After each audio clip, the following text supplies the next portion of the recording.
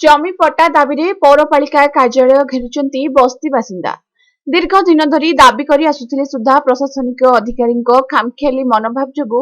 बस्ती बासिंदा जमी पट्टारू वंचित रहिचंती। बस्ती बासिंदा गृह को अनुध्यान करा जाई जमी पट्टा प्रदान करबाकू दाबी करा जायथिला बोली बस्ती बासिंदा संघर आवाहक बाबुला प्रसाद प्रकाश करछंती। पुरीर विभिन्न वार्ड रे शह शह संख्यार बस्ती बासिंदा दीर्घ दिन धरी रही आसुचंती। पूर्व सरकार समय बस्ती बासिंदा को जमी पट्टा जोगाई देबाकू घोषणा करा जायथिला।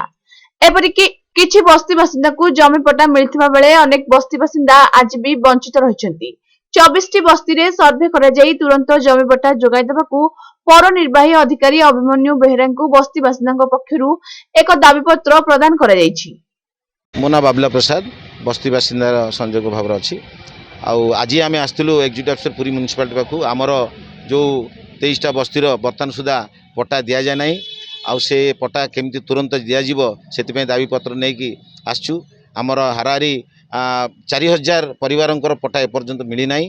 तेणु ये समस्त पट्टा सर्वे हो सत्वे आज पर्यंत आजिकाली कहीकि एपर्यंत दि जाए ना तेणुक आज आम दाबी पत्र दाखल करुँ जदि आज आमर कौन त्रुटि हम ना कौन निष्पत्ति हम ना निश्चित भाव में आम राजरास्ता बोलने निष्पत्ति नहीं तेणु आम आशा करुचु नूतन सरकार जो आसुच्चंती निश्चित भाव में ये पट्टाटा करी ए गरीब आमर बस्ती बासिंदा को देवे बोली आशा करुचु। आम सहित आज 23टा बस्तीर एसडीए कमिटी जो अच्छा स्लम डेवलपमेंट एसोसिएशन जोटा अच्छी तार सभापति संपादक मैंने आम मुख्य मुरबी श्रेणी मैंने आसुच्चंती आगामी दिन में जदि किसी न हो एंटायर बस्ती गुड़ाक समस्ते बस्ती बासिंदा सब आसी रास्ता ओल्लेबे। आज दाबी पत्र जो सरकार को दि जाऊँगी आमर सम्मान्य एक्जिक्यूटिव ऑफिसर थ्रू रे आम आसलु देखापी और दाबी पत्र देवाई बहुत दिन है पट्टा प्राय पूरी सहर दिखाई किंतु किछि बस्ती रही जाइए जो गुरा कि आज पर्यंत गोटे पट्टा पाइले सब इनक्वारी सरची लास्ट स्टेज अच्छी तेणुक आम सरकार को निवेदन करुँ जे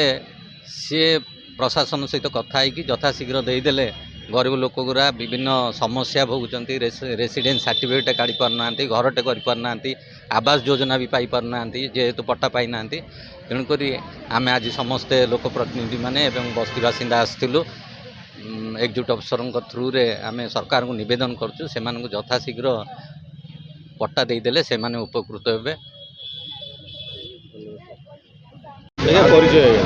जगन्नाथ शिवानी बेहरा 37 नंबर वार्ड महावीर नगर रु आसचु आम कलेक्टर को दवाई ग्रीवेंस दवाई आसीचु बहुत दिन है लोक अपेक्षा कले झड़ वर्षा हेले जो झुंपुड़ी करके अच्छा आजबेस्ट घर झुंपुड़ी घर भांगी जा डर समस्ते भयर अच्छा तेणुक पट्टा मिलगले आवास योजना मिले से घर द्वार दिखंड करेंगे से आम आसचु दवाई।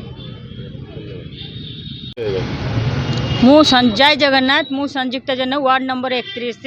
मंगलापाटना मु आज एटी मोर समस्त भाई भौणी को मोर नमस्कार। आम आज बसीचु जे कहीं आमर दुख बहुत रही आज पर्यंत आमको जे पर्यंत सर्वे कराइला सर्वे टू आज पर्यंत आमको क्या पट्टा मिली क्या पट्टा मिलनी कौन बाकी बुकरा रही जाइए किंतु समस्त को आज पर्यंत दुख शुणुं कि आम यही 23टा वार्ड ही दुख शुणुना